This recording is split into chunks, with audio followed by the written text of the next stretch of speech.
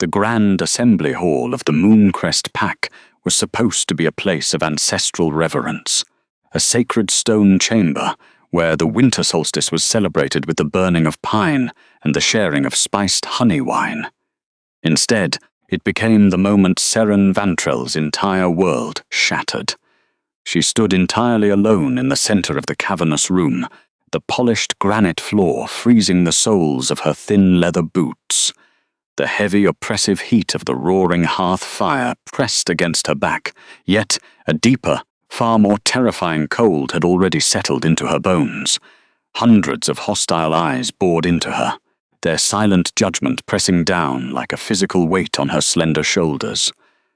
Seren kept her head bowed, her calloused hands clasped tightly in front of her patched grey wool dress.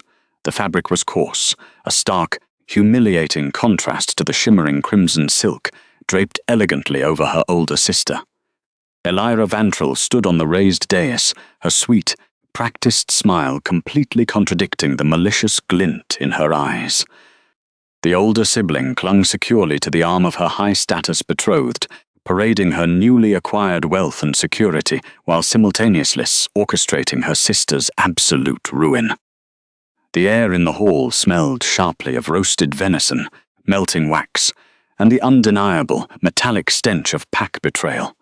"The elders have made their decision, Seren," Elira announced, her voice dripping with artificial pity that echoed loudly off the arched ceiling.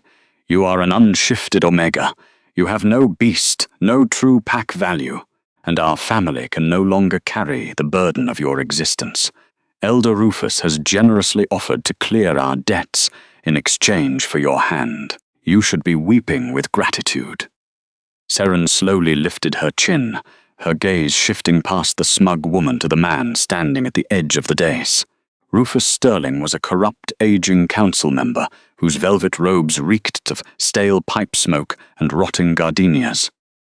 His eyes roamed over the young outcast's quiet, resilient frame with a sense of disgusting entitlement, viewing her not as a living being, but as a purchased commodity meant to warm his bed and secure his political influence. He had paid a heavy bribe of silver and territory rights to claim her, entirely bypassing the sacred choosing ceremonies ordained by the moon goddess. "I will not marry him," Seren whispered, though her voice carried a quiet, undeniable strength that sliced through the murmuring crowd. "A mate bond is a sacred choice, not a financial transaction to settle a ledger you forged, Elira. I refuse the claim." A collective gasp rippled through the assembled wolves. Defying a pack elder in open court was an act of treason. The elder's face twisted into an ugly snarl, his supposed benevolence evaporating in an instant. He slammed his heavy silver-tipped cane against the stone floor, the sharp crack silencing the whispers. "You foolish, arrogant girl," Rufus spat, his tone carrying the clinical, cold-blooded authority of a man entirely accustomed to forcing submission. "You possess no magic, no wolf, and no standing. If you reject this union, you reject the Mooncrest Pack. You will be stripped of your family name, branded a traitor, and cast out into the frozen borderlands. The shadow curse is creeping through those woods. You will not survive a single night." Seren felt the threat like a physical blow to the stomach, yet she refused to let them see her tremble. Deep beneath her skin, suppressed by years of emotional neglect and forced servitude, her dormant lunar-blessed healing magic pulsed with a faint, warm ache. It was a secret she had guarded with her life, a glowing, silver stardust power that the corrupted elites would have exploited until she was drained dry. She knew exactly what awaited her in the borderlands, the brutal, biting cold, the rogue wolves, the creeping shadows that devoured the weak. But as she looked at the elder's demanding sneer and her sister's victorious smile, Seren realized that physical death in the snow was vastly preferable to a lifetime chained in a golden cage of abuse. She did not complain. She did not beg. She reached up with slow, deliberate movements and unclasped the small silver crescent moon pin from the collar of her dress. The metal burned against her fingertips, a final, agonizing flare of a familial bond that had always been conditional. With a steady hand, She dropped the pin. The tiny metallic clatter rang out like a death knell in the silent hall. "I accept the exile," she replied flatly, her voice as ice-cold as the winter storm raging beyond the fortress walls. She turned her back on the dais, refusing to give them the satisfaction of a single tear. The heavy, iron-wrought doors loomed ahead of her. With every step she took away from the hearth, the invisible ancestral thread connecting her soul to the Mooncrest pack began to fray, tearing at her chest with a visceral, somatic agony. It felt as though her lungs were being shredded from the inside out. The hollow mark on her soul didn't just contain her grief. It created a void, a desperate absence where the warmth of a pack should be, leaving her dangerously vulnerable to the elemental frost. Yet, she kept her posture perfectly straight, pushing her weight against the massive doors. The freezing wind immediately howled into the hall, biting at her exposed skin, but Seren stepped forward into the blizzard, leaving the mocking laughter of her abusers behind. The biting frost of the Northern Territories wasted no time in claiming her. As the heavy doors slammed shut, severing her final tie to the world she knew, the exiled Omega plunged into an ocean of blinding white. The winter storm was a living, breathing entity, howling through the jagged peaks and violently whipping her thin grey dress around her legs. Every breath she drew felt like swallowing broken glass, the frigid air searing her throat and freezing the moisture in her lungs.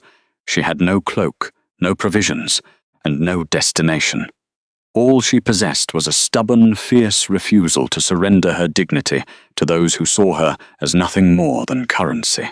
She forced her frozen limbs to keep moving, wading through knee-deep snowdrifts that dragged at her boots like heavy iron chains. The Mooncrest territory gave way to the treacherous, untamed borderlands, a desolate stretch of ancient pine forests where the shadow curse was said to rot the land from the roots up. Hours bled into an agonizing blur of sensory deprivation. Her fingers turned entirely numb, shifting from a painful, throbbing ache to a terrifying lack of sensation. The physical toll of the broken pack bond continued to ravage her internal landscape, causing her chest to heave with phantom pain. The sky above faded from a harsh, blinding grey to the bruised, dark purple of impending twilight. Shadows stretched long and sinister across the snow, twisting into grotesque shapes that seemed to reach for her ankles. Her pace slowed to a staggered, drunken crawl, vision blurred at the edges, the biting wind caking her eyelashes with thick layers of ice. She stumbled, her knees hitting the hard, frozen earth beneath the snow. She tried to push herself back up, commanding her arms to bear her weight, but her muscles simply refused to obey. She collapsed against the rough, freezing bark of a massive ancient pine tree, her cheek resting against the frost-covered wood. The silence of the forest was absolute, broken only by the ragged, shallow sound of her own breathing. This is how it ends, she thought, a strange, creeping warmth beginning to replace the agonizing cold, a dangerous symptom of advanced hypothermia. She curled her knees to her chest, wrapping her arms around her torso in a futile attempt to preserve her fading core heat. The stardust magic in her blood gave one final, weak pulse, fading like a candle running out of wax, before retreating deeply into her heart to shield it. Seren let her eyes drift shut, surrendering to the quiet, dark embrace of the snow. A sharp snap of a branch shattered the silence. Her heavy eyelids fluttered open, her blurred vision struggling to focus on the edge of the clearing. The shadows beneath the tree line seemed to detach and move, coalescing into a massive, intimidating physical frame. A man stepped out of the blizzard, moving with a silent predatory grace that belonged only to apex predators. He was enormous, his broad shoulders entirely blocking the howling wind, casting a long, protective shadow over her shivering form. He wore a tattered, worn leather cloak that was stained with old blood and the dark earth of the deep woods, the rugged garment completely concealing his underlying build. As he stepped closer, the crunch of his heavy boots sinking into the snow sent a spike of primal terror through her exhausted mind. a rogue hunter, a feral outcast. The borderlands were notorious for harboring criminals and exiled killers. She tried to press herself harder against the tree trunk, intending to brace for a violent end, but her frozen body remained completely unresponsive. The man stopped barely 2 feet away, looking down at her. Under the shadow of his heavy fur-lined hood, a network of pale, jagged scars marked his jaw and the strong column of his neck, speaking of brutal, unspeakable battles. He exuded an aura of raw, terrifying danger, a palpable, heavy dominance that made the very air around him feel thick and charged with static. But when he finally lowered his hood, Seren's breath hitched in her painfully tight chest. His eyes were not the chaotic, bloodshot red of a maddened rogue. They were a deep, piercing storm grey, swirling with an ancient, deeply internalized sorrow. And as he looked at her broken, abandoned state, those winter storm eyes projected an absolute, shocking gentleness. He did not bark an order. He did not grab her with the entitled aggression of the alpha men she had known her entire life. Instead, Caelan Thorne slowly lowered his intimidating frame, dropping to one knee in the deep snow until he was at eye level with her. "You are freezing to death, little bird," he murmured. His voice was a low, gravelly rumble, a sound that vibrated deep within her chest, strangely soothing the frayed edges of her shattered pack bond. The massive hunter slowly reached out, his movements incredibly measured and deliberate, telegraphing his intentions so he would not frighten her. He peeled off one of his heavy leather gloves, exposing a large, collused palm. When his bare hand gently cupped her frozen cheek, a violent, visceral shockwave tore through her entire body. The sheer, radiating heat of his skin was like a roaring hearth fire, instantly melting the ice clinging to her eyelashes. A sudden, terrifyingly intense spark of elemental warmth shot straight from his fingertips into her dormant magic, causing the hollow space in her chest to throb with a sudden, desperate yearning. "My cabin is not far," Caelan continued, his thumb lightly brushing against her frozen jawline, grounding her in the present moment. "It is poor, and it is isolated, but there is a fire, and the walls will hold back the wind. Will you let me carry you?" She stared up into his piercing gaze, her mind struggling to process the stark sensory contrast between the freezing winter frost devouring her body and the intense, glowing warmth emanating from this dangerous stranger. She had just been discarded by her own flesh and blood, thrown away because she refused to be owned by a corrupt elder. Yet here, in the most hostile, deadly corner of the world, a scarred hermit was asking for her consent, simply to save her life. She could not speak, her lips too numb to form the words, but she managed a weak, trembling nod. The moment she gave her silent permission, the man moved. He swept his massive arms under her knees and behind her back, lifting her into his chest as effortlessly as if she weighed nothing at all. He wrapped his worn leather cloak tightly around her shivering frame, burying her face into the crook of his neck. He smelled of crushed pine, old leather, and a deep, underlying scent of ancient cedar that felt impossibly safe. Seren squeezed her eyes shut, her cold, trembling hands weakly gripping the rough fabric of his tunic as he carried her through the blinding storm. By the time the blizzard began to recede, yielding to the protective canopy of the deep woods, a small rustic structure emerged from the darkness.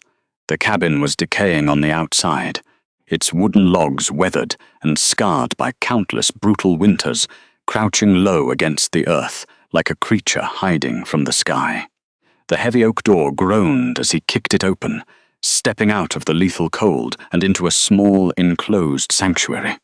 He kicked the door shut behind them, sealing out the howling wind. The sudden absence of the storm was a deafening relief. Caelan carried her directly to the hearth, gently depositing her onto a pile of thick, surprisingly soft furs spread over a wooden cot. The cabin was sparse, containing only a rough-hewn table, a few iron pots, and a rack of hunting blades, but it exuded a profound sense of quiet, domestic peace. He immediately moved to the stone fireplace, his large hands working with practiced efficiency to coax the dying embers into a roaring, crackling blaze. The golden light of the fire danced across his scarred face as he turned back to her. He handed her a wooden mug filled with hot, spiced tea, his fingers carefully lingering over hers to ensure she had the strength to hold it. "The borderlands are no place for a woman traveling alone," Kaysen said softly, sitting on the edge of the hearth, keeping a respectful distance so she would not feel trapped.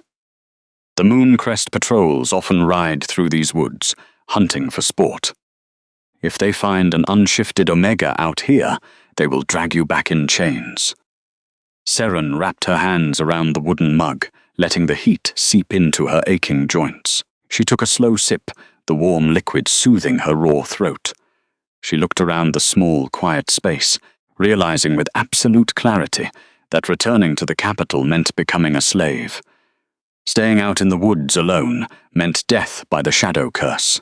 Her options were entirely non-existent, unless she created a new path right here, in the dirt and the smoke.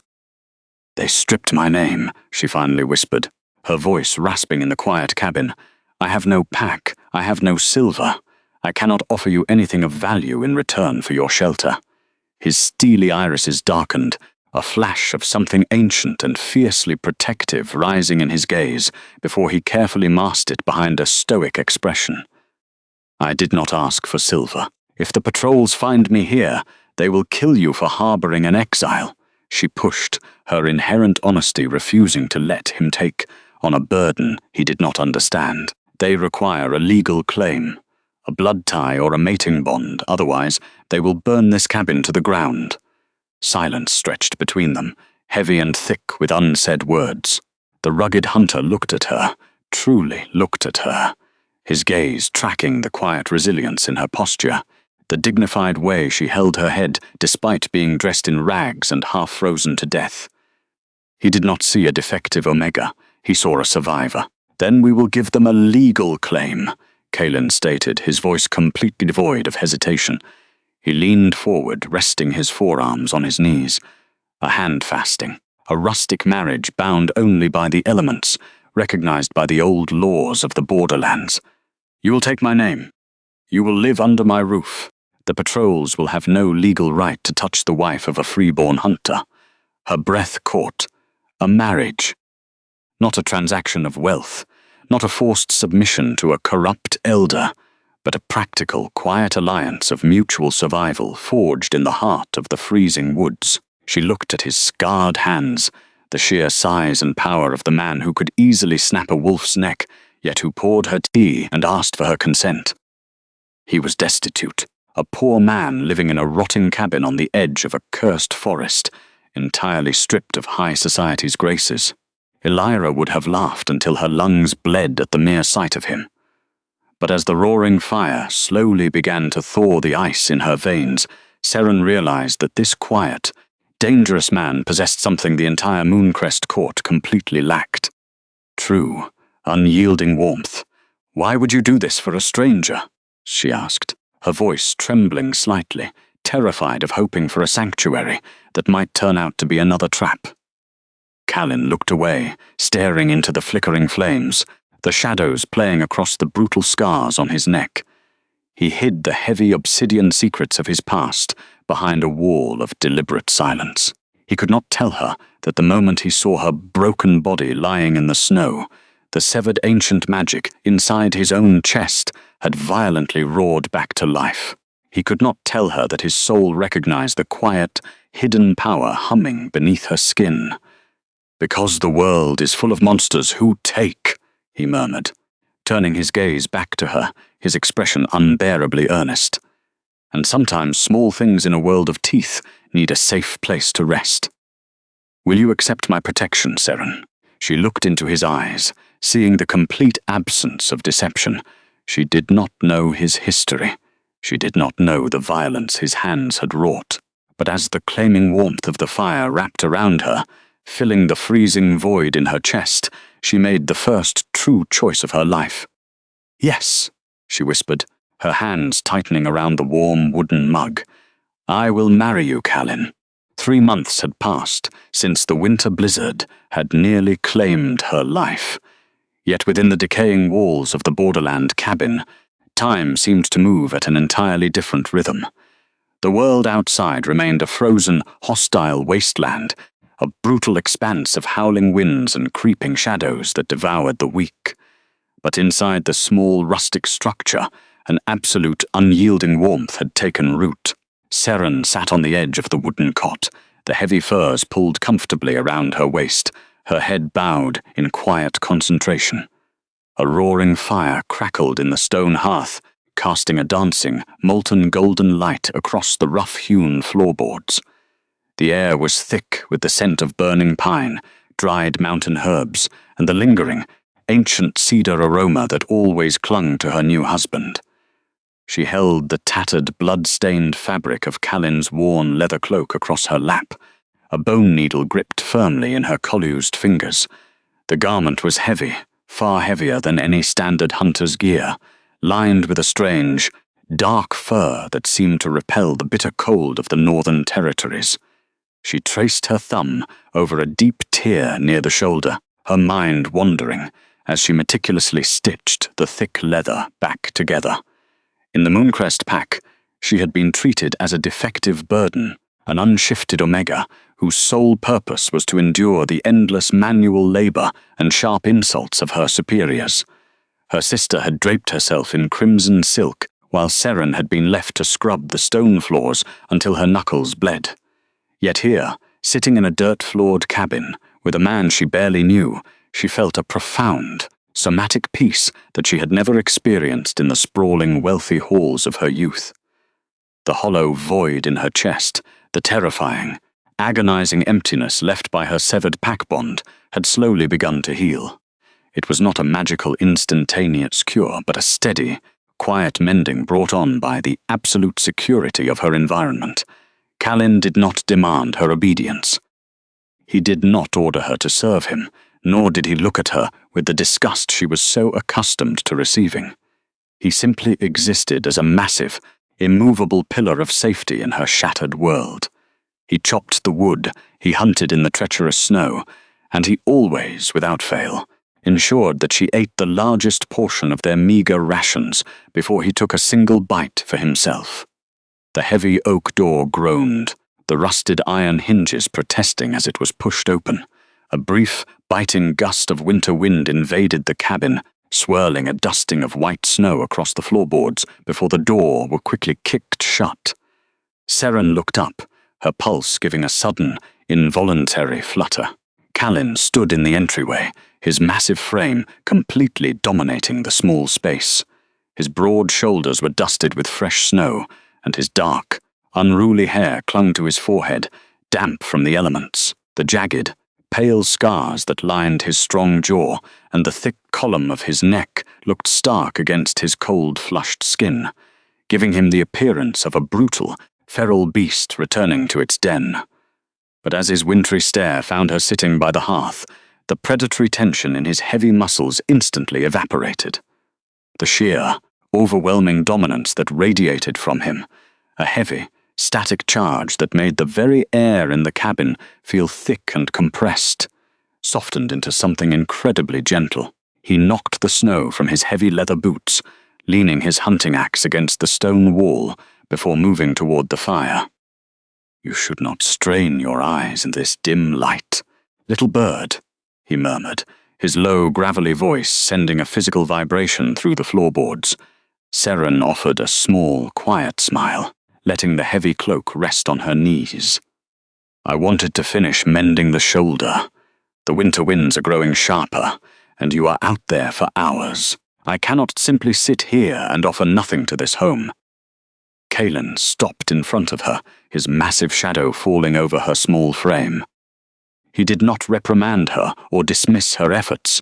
Instead, he slowly dropped to one knee, lowering his towering height until he was completely level with her. He pulled off his thick hunting gloves, tossing them onto the table. His hands were huge, the knuckles battered and scarred from a lifetime of unspeakable violence. Yet when he reached out to gently cover her smaller hands, his touch was as light as a falling leaf, The sheer, radiating heat of his bare skin was a sudden shock to her system. Her fingers were perpetually cold, a lingering symptom of her dormant, suppressed lunar magic struggling to circulate in her veins. But the moment his corlused palms enveloped her hands, a searing, molten warmth shot straight up her arms, wrapping around her heart like a protective shield. Her dormant magic, the silver stardust power she had kept hidden out of terror, gave a happy humming pulse in response to his touch. "You offer everything simply by being here," Kaelin said, his thumb slowly brushing over her bruised knuckles. His deep grey eyes darkened, swirling with an intense, raw emotion that he usually kept locked away behind his stoic mask. He released one of her hands, reaching deep into the collar of his rough-spun tunic. He withdrew a thick leather cord, at the end of which hung a heavy, smooth black stone. He held it out to her, the firelight catching the strange ancient carvings etched into the dark surface.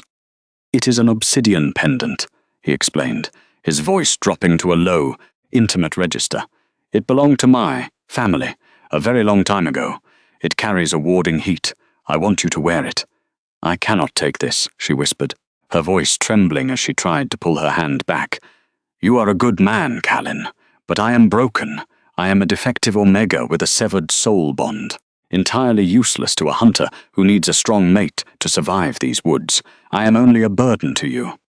Kaelin's jaw tightened, a muscle feathering rapidly along the line of his worst scar. He did not let her pull away. Instead, his grip firmed, anchoring her in place with a gentle, immovable strength. He leaned closer, his face mere inches from hers, bringing the intoxicating scent of ancient cedar and rain directly into her lungs. "Do not ever call yourself broken," he commanded softly, the underlying authority in his tone so absolute it made her shiver. He reached up, gently lifting the heavy leather cord and slipping it over her head, letting the obsidian pendant settle against her collarbone. The moment the dark stone touched her skin, a rush of incredible soothing warmth flooded her chest, completely erasing the last lingering phantom pains of her exile. He cupped her face in his large burning hands, forcing her to meet his intense gaze. "You are not a burden, because when I saw you lying there, broken and abandoned, something in me roared that I had to save you, even if saving you destroys me." The quiet, devastating sincerity in his words shattered the last defensive wall around her heart. Seren closed her eyes, leaning her cheek into the rough, calloused palm of his hand, letting out a long, shuddering breath. For the first time in her 20 years of life, she felt completely, undeniably safe. She did not need a grand pack haul. She did not need a high-status alpha. She only needed this quiet, scarred man and the absolute sanctuary of his fire. But the universe, it seemed, was entirely unwilling to let her keep her peace. The heavy, violent pounding on the cabin door shattered the intimate silence like a thrown boulder, crashing through a stained glass window. The sheer force of the blows rattled the iron hinges, causing a layer of dust to fall from the wooden rafters. Seren flinched violently, her heart suddenly seizing with a cold, somatic terror. The warmth in her veins instantly turned to ice, her old trauma rising up to choke her, as the unmistakable arrogant shouts echoed from the other side of the wood. Kaelin's reaction was instantaneous. The gentle, tender man holding her face vanished in the blink of an eye, replaced by an apex predator. He rose to his full, towering height with terrifying fluidity, his broad shoulders squaring as he stepped directly in front of her, entirely blocking her from the doorway. His ashen gaze completely flattened into discs of cold, calculating violence. He did not reach for his hunting axe. He simply stood there, an immovable mountain of muscle and suppressed rage. "Open the door, you filthy borderland rat!" A shrill, piercing voice shrieked from outside. "We know the defective Omega is in there." Seren's blood ran completely cold. She recognized that voice instantly. It was the same voice that had ordered her to scrub the grand halls, the same voice that had mocked her lack of a wolf, the same voice that had sold her to a corrupt elder.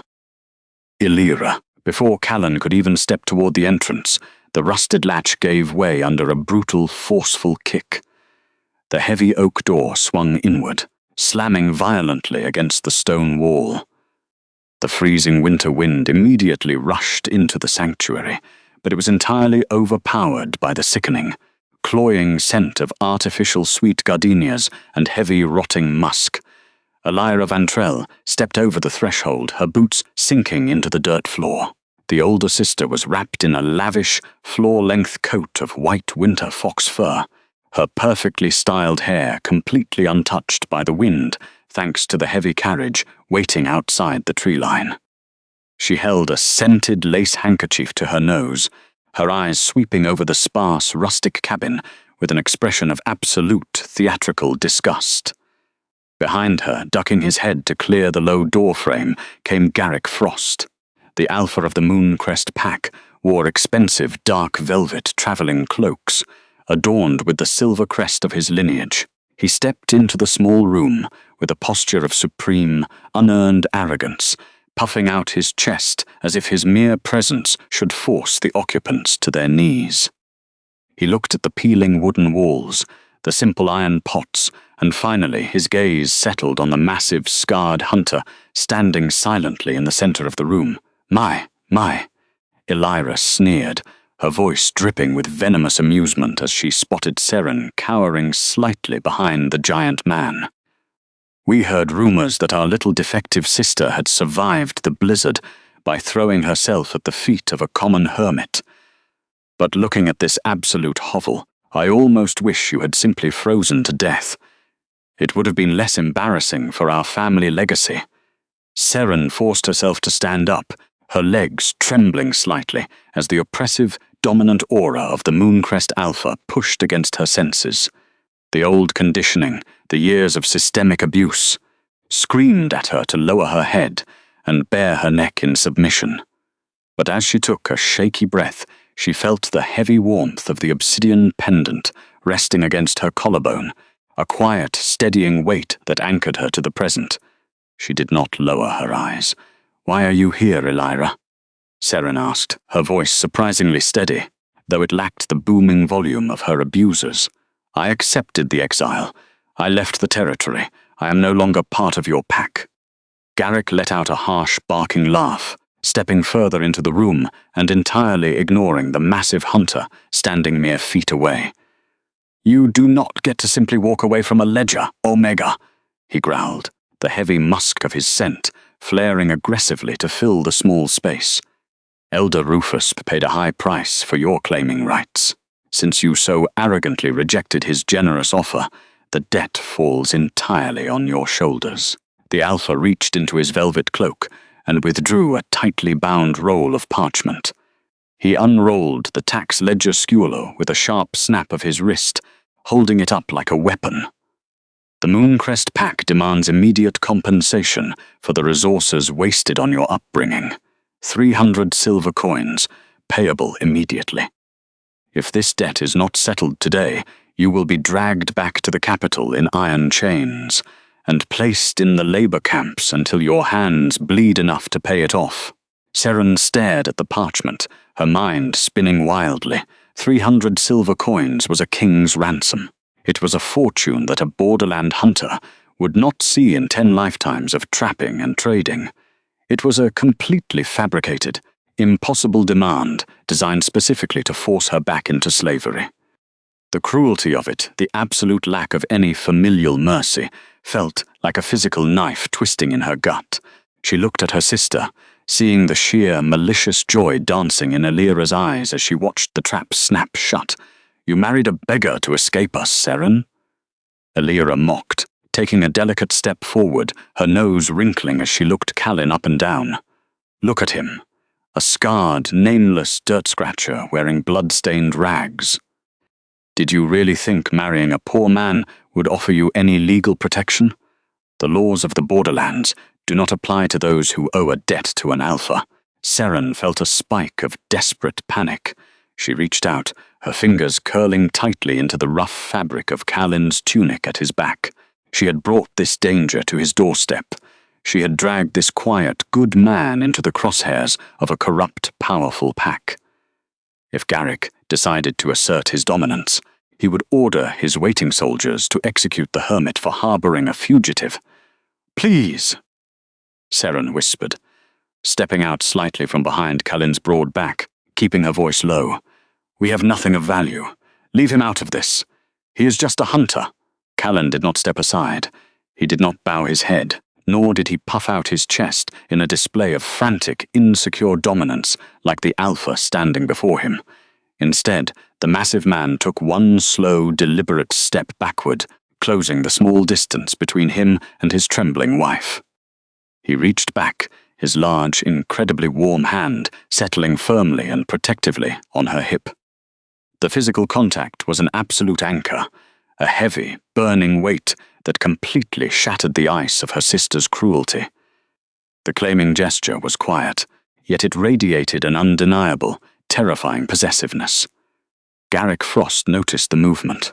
His eyes narrowed, his upper lip pulling back to bare his teeth in a display of aggressive pack authority. "Take your filthy hands off Mooncrest property, woodsman," the alpha ordered, his voice echoing loudly in the small cabin. "Step aside, or I will have my guards burn this rotting shack to the ground with you inside it." Caelan Thorne remained entirely silent.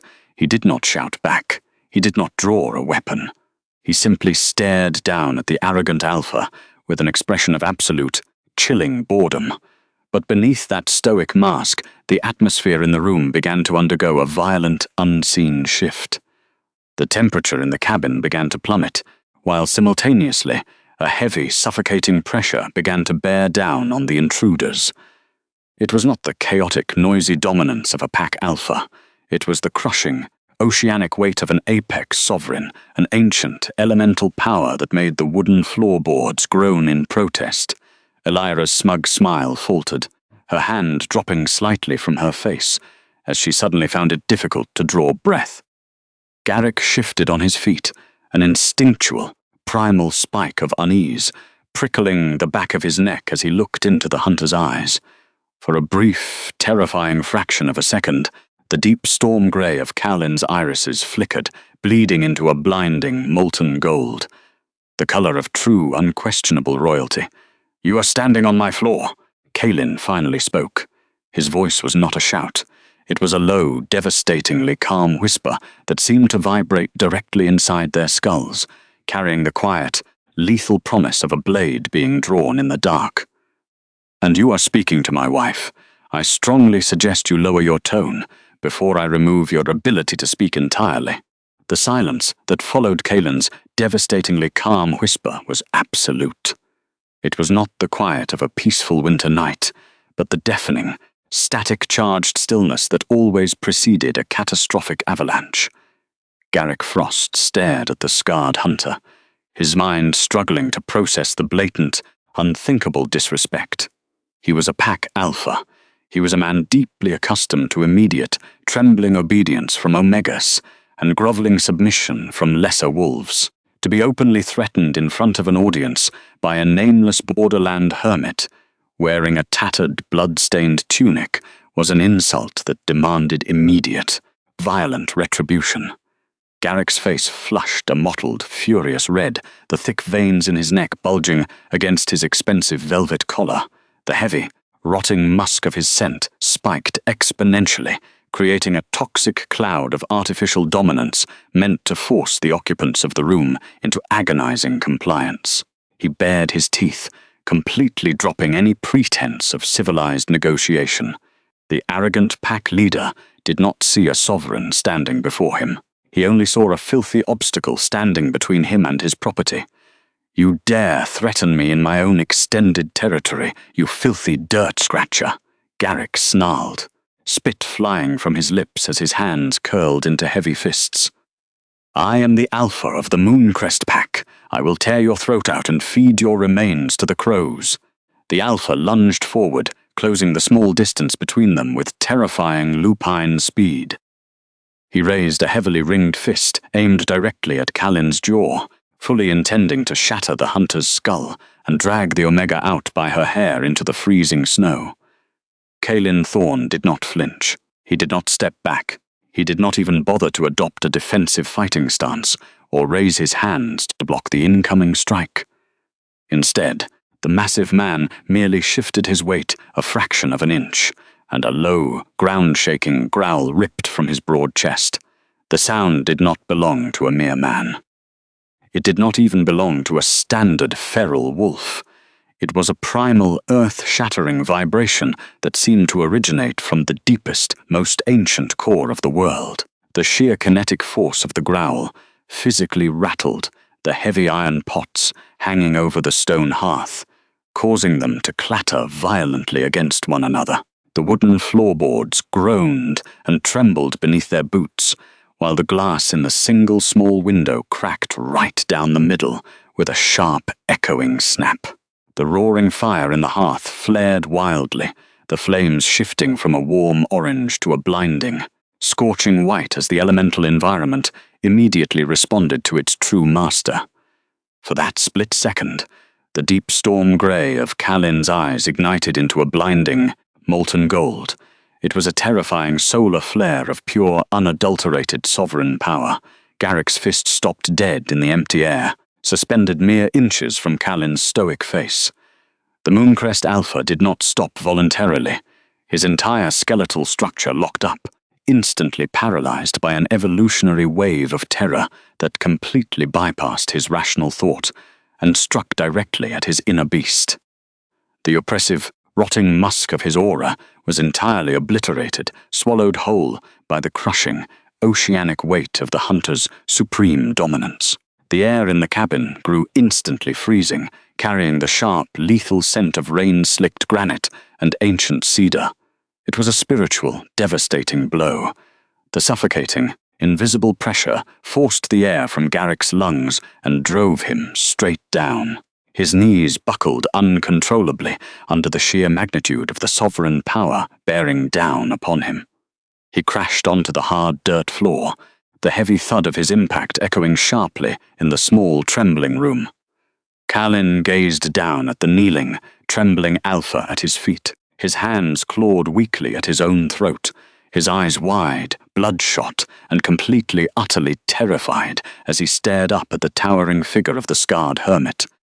His inner wolf, the beast that had ruthlessly bullied the Mooncrest pack for decades, was completely silent, whimpering and cowering in the darkest, most pathetic corners of his mind. He could not move, he could not speak. He could only endure the agonizing, physical weight of true royalty crushing his spine. Elira let out a high-pitched, strangled gasp, stumbling backward in blind panic until her spine hit the rough wooden wall.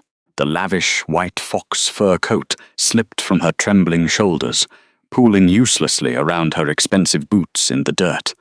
Her meticulously styled hair clung to her pale, sweating forehead. The cloying scent of her artificial gardenia perfume was entirely replaced by the sharp, metallic tang of her own intense fear. She stared at Kalin, her chest heaving, completely unable to comprehend how a destitute borderland beggar possessed an aura that could break an alpha without even lifting a single finger. Seren stood frozen directly behind her husband, her heart hammering violently against her ribs. She expected to feel the exact same crushing, suffocating terror that had just dropped Garrick to the floor. She expected the old, systemic trauma to force her to her knees in blind submission. But the terrifying, monumental aura radiating from the man she had married did not harm her. Instead, it wrapped around her fragile frame like a warm, impenetrable shield. The heavy obsidian pendant resting against her collarbone pulsed with a steady answering heat, anchoring her dormant lunar magic to his overwhelming presence. She looked at his broad back, at the worn leather cloak stretching over his massive shoulders, and realized with absolute, stunning clarity that Kalin Thorne was not a vulnerable outcast. He was a terrifying force of nature. The blinding, sovereign light in his eyes slowly receded, returning to the guarded, stormy grey, though the lethal promise in his gaze remained entirely unchanged. "You speak of pack laws and forged ledgers," Kalin murmured, his voice cutting through the heavy silence like a serrated blade. but you clearly lack the basic survival instinct to recognize when you have stepped into the den of something you cannot kill. If you ever raise a hand toward my wife again, Garrick Frost, I will not just break your arm. I will tear your pack from the earth, root and stem, and scatter your ancestral ashes into the sea. Garrick could not form a coherent response. A pathetic, wet whimper escaped his lips as he remained pinned to the dirt, his mind entirely unable to reconcile the beggar's clothes with the apocalyptic power holding him hostage. The once proud Alpha was reduced to a hyperventilating mess, his expensive velvet cloak now stained with the damp earth of the cabin floor. But before the absolute silence of the cabin could fully settle, a new, highly organized sound cut through the freezing winter air outside, the heavy, rhythmic thud of armored boots marching through the deep snow, the sharp jingle of iron harnesses, the snorting of heavy winter warhorses, and the distinct, aggressive clatter of drawn weaponry. The Mooncrest pack had not sent their Alpha alone into the treacherous borderlands. They had brought an entire armed company to ensure the collection of their fabricated debt. Flickering orange torchlight spilled through the cracked window, casting long, sinister shadows across the wooden walls. The small, decaying cabin was completely surrounded by elite pack enforcers. The freezing winter wind howled through the open doorway, violently whipping the flames in the hearth and sending a shower of golden sparks dancing across the dark room. A deep, commanding voice rang out from the clearing beyond the shattered door, carrying the unmistakable, condescending tone of a wealthy politician accustomed to giving orders from behind a mahogany desk. Alpha Garrick, why is it taking so long to retrieve a single wolfless Omega? Elder Rufus Sterling called out, his voice dripping with aristocratic annoyance. The cold is beginning to freeze the marrow of my bones, and I wish to return to the capital with my purchased property before nightfall. Seren's blood ran completely cold. The sudden, visceral sound of the corrupt elder's voice was a physical blow to her stomach. Rufus Sterling, the man who had bribed her family, the man who viewed her as nothing more than a breeding transaction, had personally traveled into the hostile woods to claim what he believed was rightfully his. He had not trusted the extraction to his subordinates. He wanted to witness her humiliation himself. Heavy footsteps crunched on the packed snow right outside the doorway. Rufus stepped into the frame of the broken door, flanked by 4 heavily armored Mooncrest soldiers wielding loaded iron crossbows. The soldiers were hardened veterans of the border skirmishes, their faces partially hidden beneath iron helms, their thick wool cloaks embroidered with the silver crescent insignia of the pack. They were enforcers conditioned to follow brutal orders without question, perfectly willing to slaughter a nameless hermit to appease their wealthy paymaster. The elder was draped in layers of thick, expensive velvet and dark furs, a heavy silver cane clutched in his gloved hand. He paused at the threshold, his nose wrinkling in profound disgust as he surveyed the sparse, rustic interior of the hunter's sanctuary. His cold eyes swept over the iron pots, the wooden cot, and finally landed on Garrick, who was still kneeling helplessly in the dirt, hyperventilating. Rufus did not possess the acute sensory instincts of a true warrior. He did not feel the lingering, suffocating pressure of Kalin's sovereign aura. He merely saw his pack Alpha kneeling on the floor, and immediately assumed the arrogant fool had slipped on a patch of black ice, hidden beneath the dirt, or had been caught off guard by a cheap borderland trick. Pathetic, Rufus scoffed, shaking his head at the trembling Alpha before shifting his gaze to Kalin. The elder looked the massive hunter up and down, taking in the pale, jagged scars, the tattered tunic, and the distinct lack of any recognizable pack crest. So this is the feral dirt scratcher who dared to interfere with Mooncrest business. You have made a grave mistake, woodsman. You are harboring a fugitive who owes a massive financial debt to her rightful superiors. Rufus raised his silver-tipped cane, pointing it directly at Kalin's chest. The 4 soldiers behind him immediately raised their crossbows. the deadly iron bolts aimed squarely at the hunter's heart. "Take the Omega," Rufus ordered his men, his tone completely clinical and devoid of any human empathy. "If the beggar moves a single inch, put 3 bolts in his chest and leave his carcass for the shadow beasts." Seren stared at the loaded weapons, a sudden blinding panic tearing through her chest. 4 crossbows. At this close range, in the cramped confines of the small cabin, even a man as massive and powerful as Calin could not dodge a synchronized volley of iron bolts. He had given her warmth. He had given her absolute safety. He had treated her with a gentleness she had never known. And now he was about to be executed in his own home, simply because he had chosen to protect her from her past. The years of systemic conditioning, the deeply ingrained instinct to lower her head, remain silent, and accept the abuse to survive, screamed at her to surrender. If she walked out the door with Rufus, Calin would live. She would be chained in the labor camps or forced into a horrific marriage, but the quiet, scarred man who had saved her from the blizzard would survive. But as she looked at Calin's broad back, standing completely unflinching in the face of loaded weapons, a fierce, protective instinct violently ignited within her soul.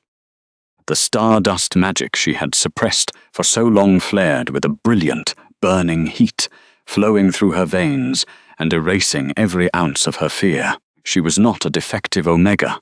She was a survivor of the borderlands, and she would absolutely not let an army of corrupt cowards murder her husband. Before Calin could react, Seren moved.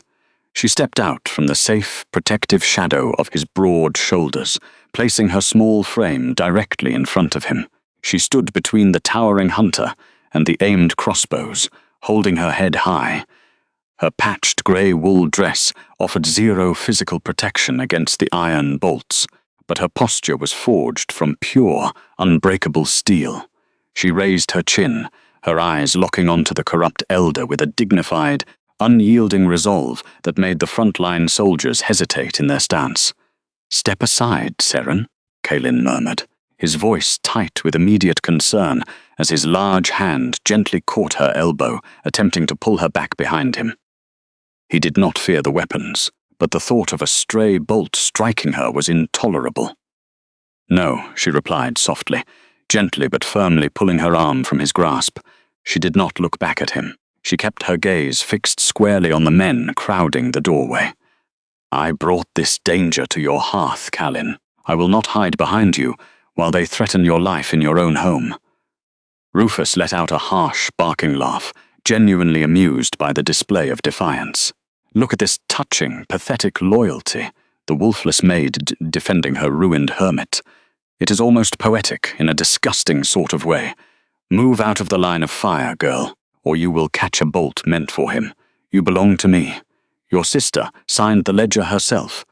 "I am no longer Mooncrest property," Seren stated, her voice carrying a quiet, undeniable strength that sliced through the whistling wind outside. "I accepted the exile. I left the territory. I am no longer part of your pack. A piece of paper and a beggar's vow do not erase a debt of 300 silver coins," Rufus shouted, his amusement vanishing, replaced by ugly, entitled rage.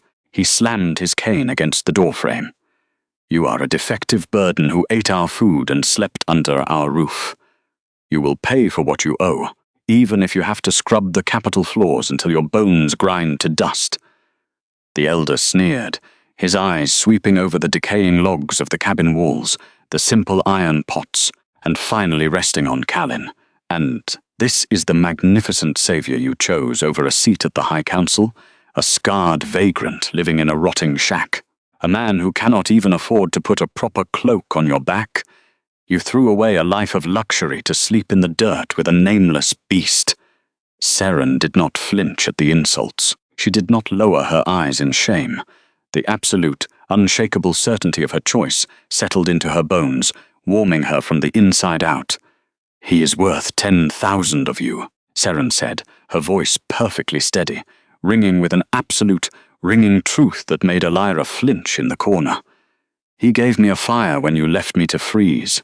He asked for my consent when you tried to buy my submission. You mock his cabin, but there is more honor in the dirt on his floor than in the entire bloodline of the Mooncrest pack. She looked directly at her sister, who was still trembling against the wall, and then at the elder demanding her enslavement. "Thank you for letting me go," Seren said quietly, the heavy dramatic irony of the moment hanging thick in the freezing air. Because being let go had allowed her to be found by a better man, a better kingdom, a better life, and she would never, ever look back. Rufus's face twisted into a mask of pure, murderous fury. The quiet dignity of her rejection was a public humiliation he could not endure. To be defied by a lowly Omega in front of his own elite soldiers was an unforgivable slight to his absolute authority. "If you wish to die in the mud with your peasant husband, then so be it," Rufus spat, his eyes narrowing into cold, dead slits. He raised his hand, signaling the armored soldiers to adjust their aim. Kill the hunter. Bind the girl. Burn this miserable shack to the ground. The soldiers tensed their fingers on the heavy iron triggers. The sharp, mechanical click of the crossbow mechanisms locking into place echoed deafeningly in the small room. Seren braced herself, refusing to close her eyes, refusing to show them a single ounce of fear. But before the first bolt could even leave the string, Caelan Thorne moved. He stepped up completely beside her, his massive presence instantly eclipsing the threat of the armed men. He did not shove her aside, recognizing and respecting the fierce, protective stand she had just taken for him. Instead, he reached out, his large, burning hand wrapping firmly around hers, interlocking their fingers in a display of absolute, unbreakable solidarity. The sudden, explosive crack of the crossbow mechanisms snapping forward shattered the tense silence, sending 4 lethal iron bolts hurtling directly toward them. The projectiles blurred through the cramped space, aimed with brutal, merciless precision at the massive hunter's chest. Seren did not close her eyes, her hand gripped tightly in his, fully prepared to share whatever fate the corrupt pack had decided for them. But the deadly weapons never reached their target. Caelan Thorne did not raise his arms to shield his face, nor did he attempt to dive out of the path of the incoming fire. Instead, the deep storm grey of his eyes ignited into a blinding, molten gold, and the pure, kinetic force of his sovereign aura erupted from his body like a volcanic shockwave. The heavy iron bolts struck an invisible, compressed wall of air less than a foot away from his heart. The sheer magnitude of his elemental dominance caused the projectiles to shatter instantly, exploding into a shower of harmless wooden splinters and twisted metal that rained down onto the dirt floor. The concussive blast of his released power violently repelled the Mooncrest soldiers. The heavily armored enforcers were physically lifted off their feet by the invisible Prekada, thrown backward through the broken doorway, and sent crashing into the deep snow outside. Rufus Sterling was knocked completely off balance, his silver-tipped cane flying from his sweaty grasp. The corrupt elder stumbled hard against the wooden doorframe, his aristocratic composure utterly annihilated as he scrambled to stay upright. Seren stood perfectly safe behind the invisible shield of her husband's aura, completely untouched by the flying shrapnel. She expected to feel fear, to feel the familiar, paralyzing terror of pack violence that had dictated her entire existence. But the terrifying, monumental energy radiating from the man she had married did not harm her in the slightest. It wrapped around her small frame like a heavy, impenetrable blanket of ancient warmth, completely neutralizing the freezing winter wind that howled through the open threshold. Caelan slowly released her hand, his glowing golden eyes fixed entirely on the trembling abusers cowering at the entrance. The time for hiding in the cursed borderlands had come to a definitive, violent end. The quiet, domestic sanctuary they had built was compromised, and the sovereign was no longer willing to conceal his true nature from the fools who dared to threaten his home. He reached up with both hands, his large, collused fingers gripping the thick collar of his worn leather cloak. With a single, brutal motion, he tore the rugged garment apart. The thick seams ripped with a sharp tearing sound, and he cast the ruined fabric aside. The heavy leather hit the dirt floor with a dull thud, exposing his broad, heavily muscled torso to the flickering light of the hearth fire. He was not just a scarred hermit. Beneath the pale, jagged lines of old battle wounds, his skin was etched with intricate, glowing silver markings. The ancient claiming runes of the Thornmere dynasty covered his chest, wrapping around his thick biceps and climbing up the strong column of his neck in a display of absolute, terrifying divinity. The celestial, luminescent ink pulsed with a blinding, ethereal light, perfectly synchronized with the heavy, steady beating of his heart.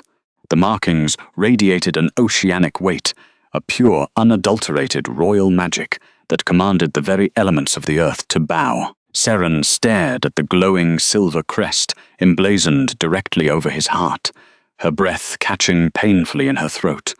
Her trembling fingers reached up, instinctively clutching the heavy black stone resting against her collarbone. She glanced down at the ancient carvings on the obsidian pendant he had given her, then back up at the celestial runes burning on her husband's chest. They were an exact, flawless match. The supreme royal seal. The realization hit her with the force of a falling avalanche, stealing the air from her lungs. He was never a destitute beggar. He was never a forgotten outcast, scraping a meager living in the cursed woods. The quiet, gentle man who chopped their firewood, who ensured she ate the largest portion of their meals, who asked for her consent when the rest of the world demanded her submission, was the apex sovereign of the three realms. He was the absolute Alpha King. Rufus Sterling's eyes bulged from their sockets, his jaw dropping open in a silent scream of pure evolutionary horror. The aging politician stared at the glowing silver markings, his mind completely fracturing under the weight of the impossible truth. The arrogant aristocrat, a man who had built his entire miserable life on exploiting the weak and manipulating pack ledgers, suddenly realized he had just ordered the execution of the highest ruler in the known world. The blood drained entirely from the elder's face, leaving his wrinkled skin a sickly ashen grey. His knees gave out beneath him, completely unable to support his own weight. Rufus collapsed into the freezing mud of the threshold, his expensive velvet robes soaking up the filthy, melted slush. He tried to draw breath, to formulate some kind of pathetic excuse or beg for mercy, but his lungs simply refused to expand. The crushing pressure of Kalin's unleashed dominance pinned the corrupt official to the earth like an insect trapped under a heavy stone, stripping him of all dignity and power. Elira pressed herself so hard against the wooden wall that the rough bark snagged the delicate fabric of her expensive silk dress. Her perfectly manicured hands flew to her mouth, stifling a terrified, hysterical sob. She had mocked him. She had stood in his sanctuary, wrinkled her nose in disgust, and called the most lethal predator in existence a filthy dirt scratcher. Elira had always believed she was the ultimate victor of their family rivalry, confident that she had successfully orchestrated her sister's complete ruin. She was wrong. Because the Alpha King had finally revealed the truth, and he was publicly claiming exactly what was his. The atmosphere in the cabin was no longer just tense. It was fundamentally altered on a molecular level. The freezing winter wind completely died down, silenced Intam's absolute stillness by the commanding presence of the sovereign. The sickening scent of rotting gardenias and cheap, artificial musk was entirely obliterated. It was instantly washed away by the overwhelming, intoxicating aroma of rain-slicked granite and ancient, burning cedar that rolled off Kalin in thick, suffocating waves. We are small things in a world of teeth, Seren reminded herself, her mind echoing the harsh lessons of her abusive childhood as she watched the wealthy aristocrats crumble before her. But today, the biggest, most dangerous beast in the entire world stood firmly by her side, wrapping her in an impenetrable shield of golden warmth. Before the paralyzed Mooncrest intruders could even begin to grovel, A new, terrifying sound shook the frozen earth beneath their feet. It was a thunderous, synchronized rhythm, the heavy, earth-shattering beat of massive hooves charging through the deep snow. The ancient pine trees surrounding the cabin violently shook, shedding massive clumps of white frost from their branches as a legion of dark shadows detached from the cursed woods. The elite obsidian guard of Thornmere had arrived. Dozens of massive, heavily armored warriors encircled the small clearing in a matter of seconds, moving with a silent, predatory precision that cut off any possible avenue of escape. They rode enormous shadow steeds, terrifying beasts with eyes like glowing coals, their breath plumbing in thick white clouds against the freezing air. The royal soldiers were clad in impenetrable plates of pitch-black steel, their dark fur cloaks snapping sharply behind them as they hauled back on their heavy leather reins. At the absolute head of the terrifying company rode Cormac Vance. The royal commander was a mountain of a man, his face brutally scarred and hardened by years of endless, bloody warfare. He pulled his massive steed to a halt directly in front of the shattered cabin door, his dark, calculating eyes sweeping over the pathetic scene playing out in the dirt. The Mooncrest enforcers, the hardened veterans who had boldly aimed their weapons just moments ago, dropped their iron crossbows into the snow as if the metal had suddenly caught fire. The heavy boughs clatter uselessly against the ice. The corrupt soldiers fell to their knees, weeping openly, their minds completely shattered by the sheer, unadulterated terror of facing the legendary Obsidian Guard. They pressed their foreheads into the freezing mud, fully expecting to be slaughtered where they knelt. Cormac dismounted with a heavy metallic clash of armor that rang out sharply in the silent clearing. He did not draw his broadsword. He did not even spare a single glance for the trembling, pathetic figure of Rufus Sterling, who was actively hyperventilating at his steel-clad boots. The royal commander strode purposefully toward the threshold, his heavy black cape sweeping majestically through the pristine snow. As the armored warrior crossed the broken doorframe, he stopped dead in his tracks. His dark eyes locked instantly onto the glowing silver runes, burning brightly on Callan's broad, scarred chest. Without a single moment of hesitation, the brutal, fearless commander collapsed to his knees right there in the dirt. He bowed his head deeply, pressing his heavy, armored fist securely over his heart in a display of absolute, unquestionable reverence. The metallic clatter echoed deafeningly through the clearing as every single obsidian guard outside instantly followed suit. Entire rows of terrifying warriors dropped from their high saddles in perfect, synchronized unison, kneeling in the freezing snow with their heads bowed. The visual contrast was staggering, a surreal painting of absolute power yielding completely. A legion of the most feared, lethal soldiers in the world was bowing in absolute submission before a decaying, dirt-floored cabin in the middle of nowhere. "Your Majesty," Cormac Vance announced, his deep, booming voice ringing with unwavering loyalty and fierce, protective devotion. "The tracking spell on your royal seal finally guided us through the shadow curse. The throne of Thornmere awaits your command, my sovereign." The formal, undeniable words hung in the air, heavy and absolute. The profound, poetic justice of the moment settled over the small room like a physical weight, completely crushing the last remaining fragments of Elira's sanity. The Mooncrest pack had discarded the young woman because they believed she was a defective, worthless burden. They had actively mocked her chosen husband because they believed he was a destitute, nameless peasant completely beneath their notice. They had absolutely no idea that she was wearing the supreme royal seal around her neck, or that the scarred hermit who chopped her firewood was the ultimate ruler of their entire world. Callan did not immediately acknowledge his kneeling army. He did not puff out his chest or gloat over the broken, weeping abusers scattered pathetically at his feet. Instead, the supreme ruler simply turned his broad back on the terrifying obsidian guard, his glowing, molten gold eyes softening instantly as his gaze fell upon the quiet, resilient woman standing safely beside him. He reached out his large, incredibly warm hand, gently cupping her cheek, entirely ignoring the chaotic, whimpering ruin of her former family. The searing heat of his coil-used palm grounded her, a perfect, somatic anchor in the middle of a rapidly shifting universe. Because monsters do not look at me the way you do, Seren thought, her dormant lunar magic humming in perfect harmonious rhythm with his celestial silver runes, completely unbothered by the heavily armored legion waiting outside their door. The Alpha King slowly lowered his hand, his thumb brushing a final, reassuring stroke against her cheekbone before he finally turned to face the terrified intruders. The gentle, devoted husband vanished in a fraction of a second, instantly replaced by the ruthless apex sovereign of the Northern Territories.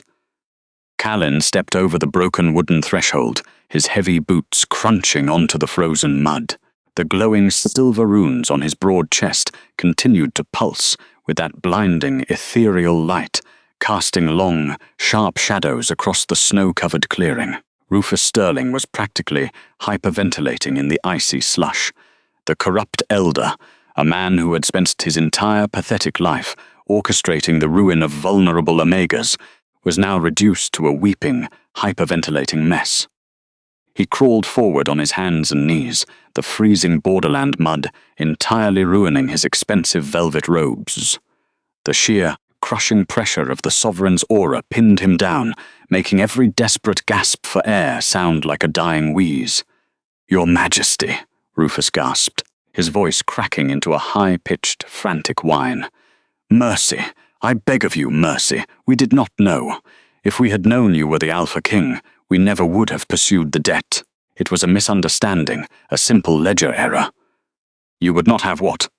Callan interrupted, his voice a low, ground-shaking rumble that immediately silenced the elder's pathetic groveling. The sheer kinetic force of his tone made the frozen earth tremble.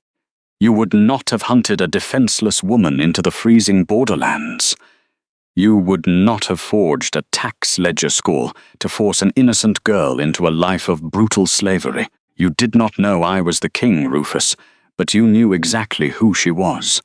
You knew she was vulnerable, and you chose to exploit her for your own disgusting greed." Elira was still pressed tightly against the rough cabin wall, her breathing ragged and shallow. She looked from the terrifying, heavily armored royal guard surrounding the clearing back to her sister. The older sibling tried to play her final, desperate card. "Seren," Elira whispered, her voice trembling violently as she clasped her manicured hands together. The sweet, cloying scent of her artificial gardenia perfume was entirely gone, replaced by the sour, sharp stench of pure panic. "Sister, please, tell him we are blood. Tell him I was only trying to secure your future. You know the harsh pack laws. You know I had to make difficult choices for our family's survival." Seren stepped forward, leaving the absolute, enclosed safety of the cabin's interior to stand beside her husband in the biting snow. She stared down at the older woman, who had spent 2 decades making her feel entirely worthless. She looked at the ruined crimson silk pooling in the dirt, the shaking shoulders, the complete absence of any true dignity in her abuser's posture, her dormant healing magic, now fully awake and humming with a quiet stardust warmth, flowed smoothly through her veins. She felt no sudden explosive anger. She felt no frantic desire to scream or strike her sister. The systemic, deeply ingrained trauma that had chained her for so long simply dissolved, leaving behind a profound, unshakable peace. A girl who has never been seen cannot be replaced because she was never there to begin with, Seren said softly, her voice carrying clearly in the crisp, freezing winter air. "You did not make difficult choices, Elira. You made cruel ones. You publicly discarded me to clear a fabricated debt, and you mocked the only man who ever treated me with genuine, uncompromised kindness. You thought you were throwing me away into the dark. Instead, you handed me the sun." Elira let out a broken, miserable sob, burying her face in her dirt-stained hands, completely unable to meet her sister's steady, illuminated gaze. Garrick Frost, the arrogant alpha of the Mooncrest pack, was still pinned face down in the earth, his jaw locked in silent terror. Kaelin surveyed the three broken figures. The Mooncrest pack leadership has proven itself fundamentally corrupt, the Alpha King declared, his voice echoing through the silent, ancient pines like a definitive death knell. You have abused your authority, perverted the sacred pack laws, and actively threatened the true Luna of Thornmere. Your titles are officially and permanently stripped. Your lands are forfeit to the crown. Rufus let out a strangled, agonizing wail, collapsing entirely into the freezing mud. Commander Vance, Kaelin addressed the massive warrior, still kneeling respectfully in the snow. Yes, my sovereign, Cormac replied, rising immediately to his full, towering height, his thick leather gauntlet resting securely on the pommel of his broadsword. Bind these three in iron, Kaelin ordered, his striking eyes completely devoid of any mercy or hesitation. They will walk out of these borderlands on foot, chained behind the horses.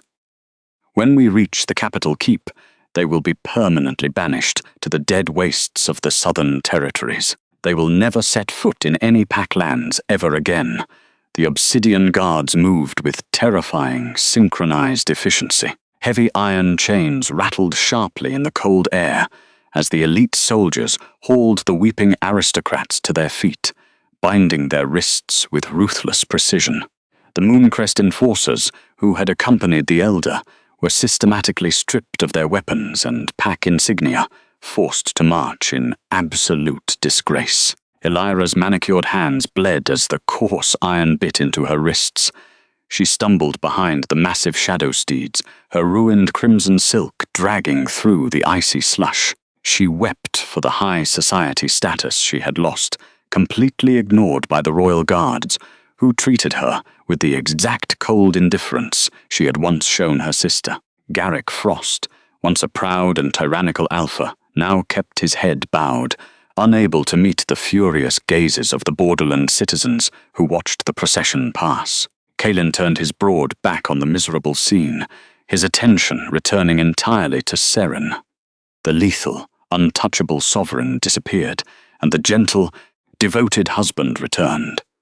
He reached for a heavy fur-lined cloak from the saddle of the nearest shadow steed, wrapping it securely around her shivering shoulders. The thick, luxurious material was infinitely warmer than her patched grey dress, carrying the comforting, deep scent of cedar and royal incense. "Are you ready to go home, my little bird?" he murmured, carefully pulling the heavy hood up to shield her face from the biting wind. "To the capital?" she asked, her cold fingers instinctively clutching the thick edges of the warm fur.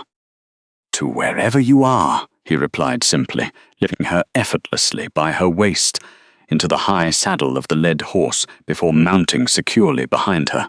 The journey out of the hostile borderlands was nothing like her desperate, freezing flight months ago. Protected by the massive, immovable frame of the Alpha King, and surrounded by a legion of elite warriors, Seren felt a profound, somatic security settling deeply into her bones. She leaned back against his solid chest, closing her eyes as she felt the steady, rhythmic thrum of his heartbeat vibrating through his heavy royal cloak and echoing directly into her own chest. The searing heat of his body enveloped her entirely, completely banishing the lingering chill of the frost-cold borderlands. Every breath he took was a physical anchor, a constant, tactile reminder that she was no longer alone, no longer an invisible outcast, left to freeze in the dark. The powerful muscles of his arms bracketed her sides as he held the reins, creating an impenetrable fortress of warmth and safety around her. As the royal cavalcade rode through the ancient pine forests, a miraculous, environmental phenomenon began to occur. The oppressive, creeping shadow curse that had plagued the outer territories for decades began to physically recede. Kaelin's unsealed royal aura, combined with the awakening stardust warmth of Seren's ancestral magic, acted as a purifying celestial fire. The twisted, blackened vines crumbled to ash beneath the horse's hooves, and the thick, suffocating fog lifted rapidly, revealing a clear, crisp winter sky. The thawing of the land was immediate and visceral, a direct, undeniable reflection of the mended, fated bond between the sovereign and his chosen mate. 2 days later, the massive stone architecture of Thornmere Keep rose majestically above the snowy horizon. The fortress was a breathtaking display of ancient, unyielding power, carved directly into the side of a towering granite mountain. Massive iron braziers burned with roaring orange flames along the high battlements, casting a warm, deeply welcoming glow against the bitter winter landscape. The capital city surrounding the keep was thriving and heavily populated, a stark, vibrant contrast to the impoverished, fearful packs of the lower territories. Great banners of crimson and obsidian silk snapped sharply in the wind, bearing the royal crest that perfectly matched the heavy obsidian pendant resting warmly against Seren's collarbone. The air here did not smell of decay or fear. It smelled of rich, roasting meats, burning pine, and the sweet promise of impending spring. As the royal cavalcade rode through the towering iron gates, the citizens of Thornmere lined the cobblestone streets in the thousands. They did not cower in fear, nor did they avert their eyes in trembling submission.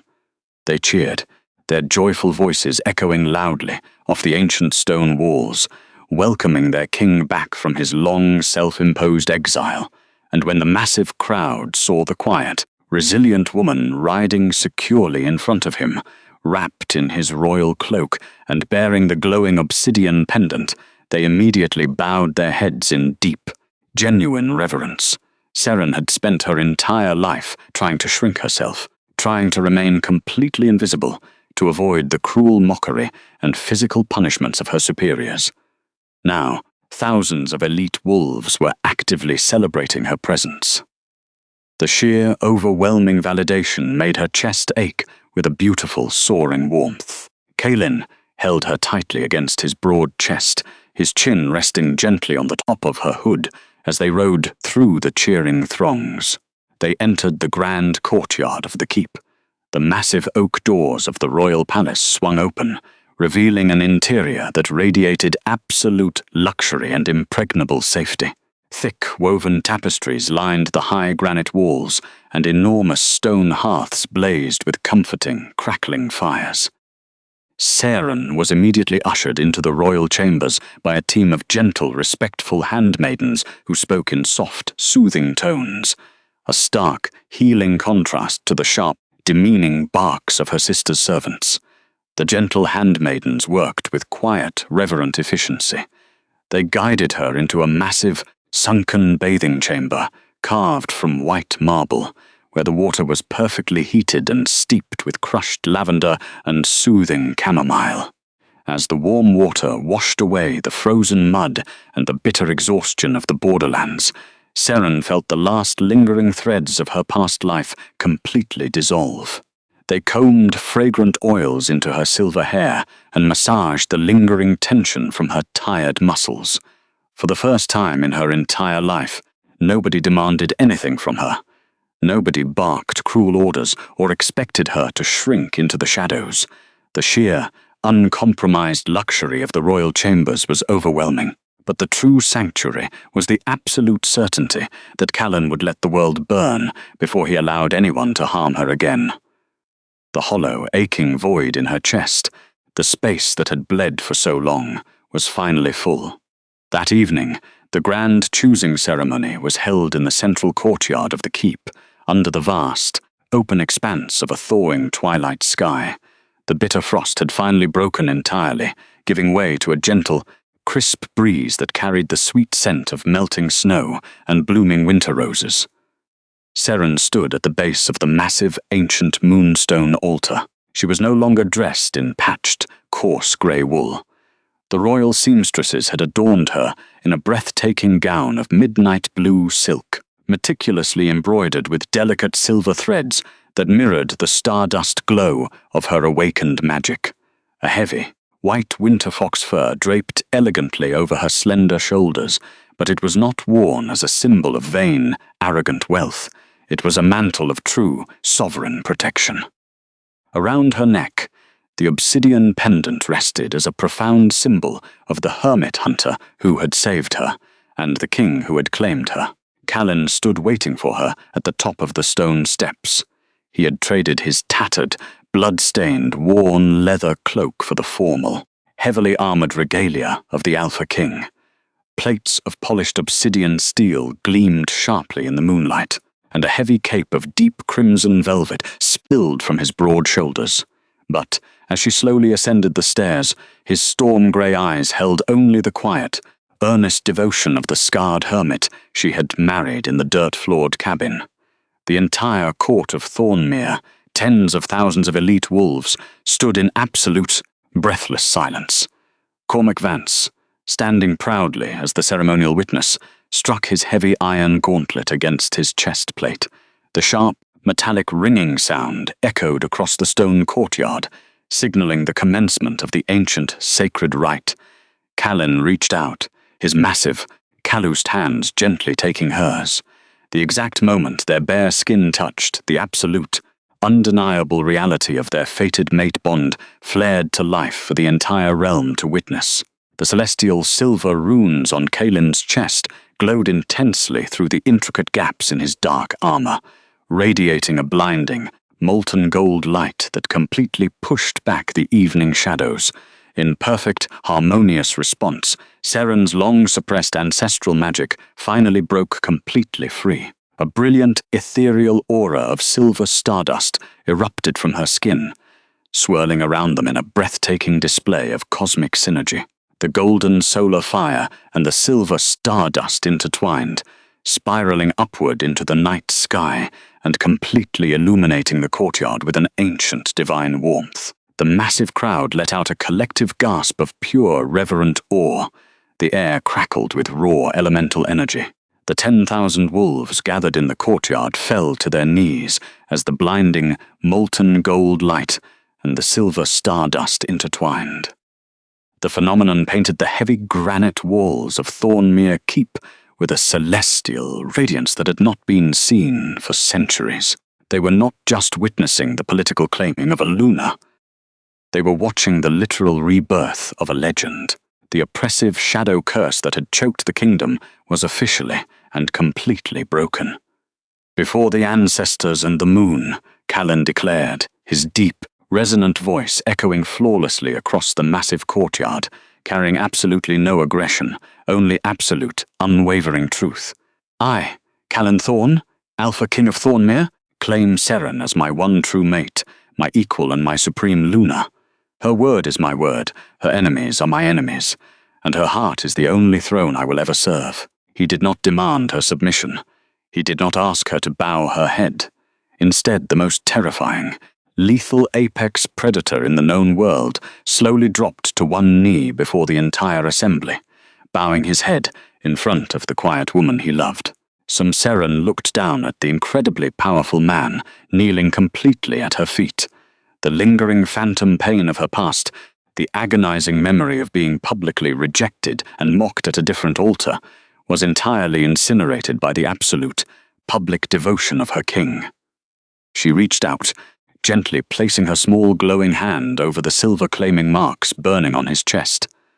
"And I, Seren of Thornmere," she replied, her voice perfectly steady, clear, and ringing with undeniable sovereign authority, "accept this bond. Not out of fear, not out of debt, but out of choice. I claim you, Callan, as my mate and my king." The ancient bond sealed with a physical, concussive wave of warmth that swept rapidly through the courtyard, melting the very last remnants of ice from the stone pillars. The crowd immediately erupted into deafening cheers, the joyful roars of 10,000 wolves shaking the deep foundations of the keep. The days that followed were a blur of miraculous healing and profound systemic change. The corrupt lords who had once sneered at the vulnerable were systematically stripped of their power, replaced by a council bound by absolute loyalty to the crown. The wealth Garrick Frost had stolen from the lower packs was redistributed, and the borderlands that had once frozen in terror began to thrive under the protective watch of the Obsidian Guard. Months passed, turning the frozen, hostile winter into a vibrant, thriving spring. The grand halls of Thornmere Keep were no longer just a cold fortress of war. They had become a true living sanctuary. One quiet, sunlit afternoon, Seren walked slowly through the lush, blooming royal gardens. The garden was a masterclass in elemental harmony, a testament to the sovereign bond that now anchored the realm. Vibrant orchids in deep purples and pristine whites bloomed fiercely alongside ancient, moss-covered oaks. The sounds of gentle, trickling water from the marble fountains blended with the distant, joyful cheers of the city below. The air was rich with the heady scent of wild jasmine and damp, fertile earth. She wore a simple, elegant linen dress, her hand resting protectively over the slight, new swell of her stomach. The hollow, agonizing void that had once defined her entire existence was completely gone, beautifully replaced by the profound, dual heartbeat of the royal air growing safely within her. Every breath she took tasted of honeyed wine and the sweet, lingering warmth of unending summer. Calen found her standing by the ancient stone fountain. He had left his heavy obsidian armor in the training yard, wearing only a loose white shirt, the sleeves rolled up to reveal his heavily scarred, powerful forearms. He stepped up behind her, wrapping his massive arms around her waist and pulling her back against his solid chest. He rested his chin gently on the top of her head, completely enveloping her in his incredible, radiating warmth. The Council is aggressively demanding your presence to finalize the Eastern trade agreements, Calen murmured, his voice a low, soothing rumble that vibrated pleasantly against her spine. But I told them the Queen requires her rest and that they could wait. Seren leaned back into his embrace, her fingers tangling comfortably with his large collused hands resting securely over her belly. I am not fragile, my king. I can handle a few arrogant lords who think they know better than I do. I know you can, he whispered, pressing a soft, lingering kiss to her temple. But I prefer to keep you all to myself for just a little while longer. They stood together in the quiet, secluded garden, watching the golden afternoon sunlight filter beautifully through the green canopy. The thawing, the people would say for generations to come, was not just about the changing of the weather. It was about a king who had spent a lifetime in the freezing dark learning how to love, and a queen, once mocked and cast out as a broken thing, who had taught him how. I am Seren of Thornmere, Queen of the Northern Territories, Vessel of the Moon, Breaker of the Shadow Curse, she thought, looking at the peaceful, thriving world they had built together. The corrupt abusers who had cast her out were nothing but a fading footnote in her story. With the massive keep mended, the vast lands thriving, and the future of their bloodline secure, they lived in the quiet, absolute safety of their shared sanctuary. Because the biggest forces can only break the world, but small, silent acts of love can mend it.